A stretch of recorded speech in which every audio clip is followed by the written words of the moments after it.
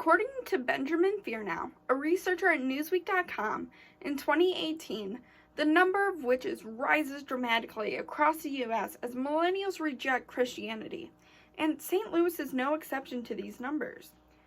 According to one of the most popular covens in St. Louis, the Yarrow Coven, they have over 1,200 members versus the 318,000 population of St. Louis, which is quite a bit of witches for one coven.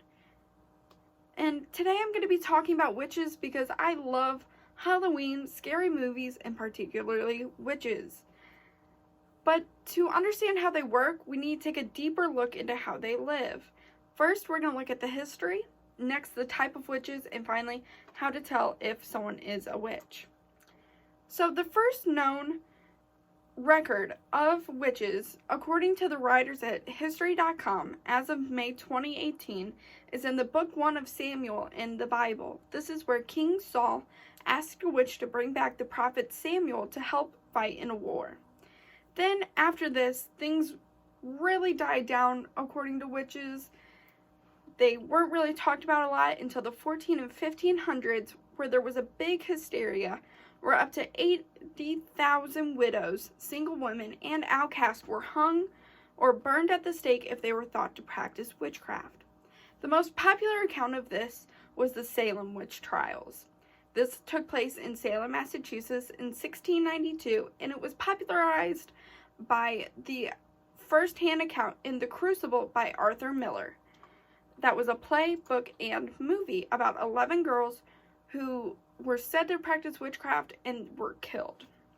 But since this, it has been made illegal to accuse someone of practicing witchcraft due to the Witchcraft Act of 1735. And now, witchcraft of any form is protected under the Freedom of Religion Amendment. Since this happened, over 60 types of witches have emerged. And next I'm going to talk about the 3 most popular types of witches. First is going to be the traditional old age witch. According to Kendra Siddall, a witchcraft researcher for the Thought Catalog, said that they take a historical spin onto witches, where they really study their ancestors and folklores, and they're your more stereotypical witch, with their cauldrons, spell books, rituals, you name it. There are more than 28 million worldwide. Next is my personal favorite type of witch, which is going to be your kitchen witch. These witches take positive energy into their homes and mainly into their cooking.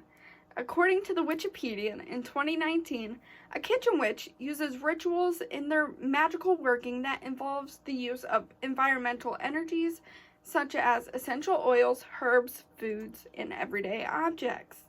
And the last kind of witch I'm going to talk about is going to be your hedge witch.